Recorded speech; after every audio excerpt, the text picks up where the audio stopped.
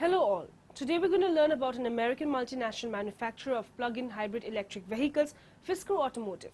Let us know this company in a much better way. Fisker Automotive Incorporation was an automaker originally based in Anaheim, California. The company's first product was the Fisker Karma, one of the world's first production plug-in hybrid electric vehicles. It debuted at the 2008 North American International Auto Show, creating the premium green car segment in which most major manufacturers have since announced they could compete.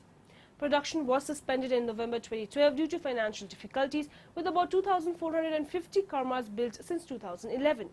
The assets of the company were purchased by Wanxiang America Corp., a Chinese auto parts maker, and the company was renamed the New Fisker. Fisker stopped production in the summer of 2012 and was seeking new investment.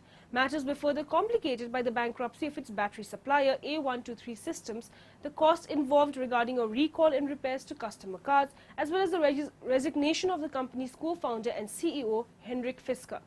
Fisker eventually declared bankruptcy in November 2013, and in February 2014 the company was bought by the Chinese auto parts conglomerate Wanxiang Group.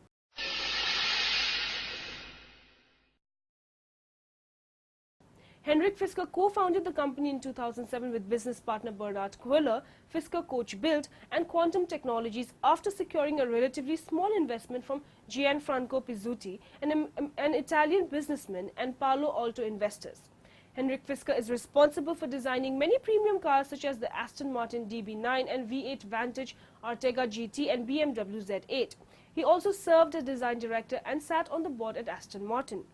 On April 14, 2008, Tesla Motors filed a lawsuit against Fisker Automotive, alleging they stole Tesla's technologies and are using it to develop their own hybrid car, the Fisker Karma, which was announced at the North American International Auto Show in January 2008. Fisker received a $528.7 million conditional loan in September 2009 from the Department of Energy's $25 billion Advanced Technologies Vehicle Manufacturing Loan Program, ATVM. A total of $169.3 million is for engineering work with primarily USA suppliers to complete the Fisker Karma, design tools and equipment, and develop manufacturing processes. In February 2012, Tom Lasorda was named the new CEO and Henrik Fisker became executive chairman. But only 6 months later, on August 14, Lasorda was replaced by Tony Posa-Watts, previously General Motors vehicle line director for the Chevrolet Volt. In late March 2013, Fisker hired a law firm to prepare for a possible bankruptcy filing. On April 5, 2013, Fisker laid off 75% of its workforce with no notification, retaining only a core group of 40 workers as it continues to negotiate with prospective investors.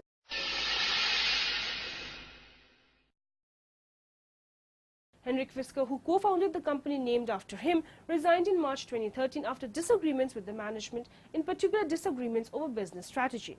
The New York Times reported that Fisker's resignation came during takeover negotiations with the Zheng Geely holding group, which currently owns Volvo cars. In late March, Fisker hired a law firm to prepare for a bankruptcy filing.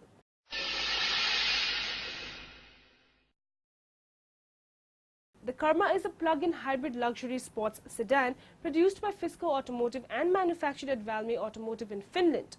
After missing its initial late 2009 launch and after the launch was rescheduled several times, the first deliveries took place in the US in late July 2011 and deliveries to retail customers began in November 2011.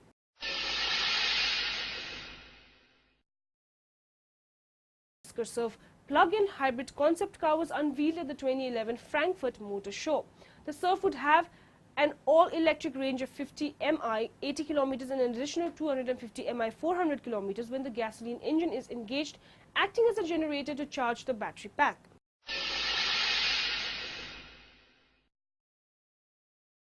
In April 2012, Fisker unveiled their model Atlantic at the 2012 New York International Auto Show.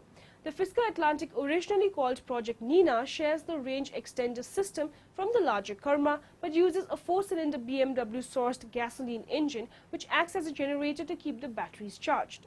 The Atlantic is rear-wheel drive with the option of 4-wheel drive. The expected all-electric range is 48 kilometers.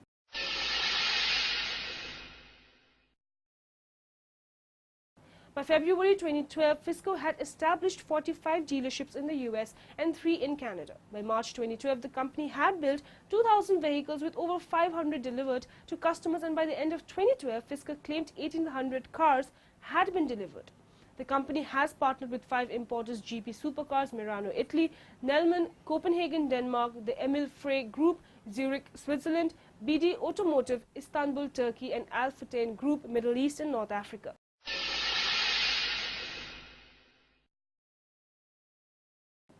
Fisker's outsourcing methods have allowed the company a 2 to 3 year period of development instead of the typical 5 years, and at a cost of $333 million instead of $1 billion, and claims that it can make a profit from selling just 15,000 cars. In 2008, Fisker estimated 15,000 cars per year will be assembled by Valmet Automotive in Uusikaupunki, Finland. Manufacturing eventually commenced in 2011, but by the third quarter of 2012, production ceased and Valmet laid off half its workforce.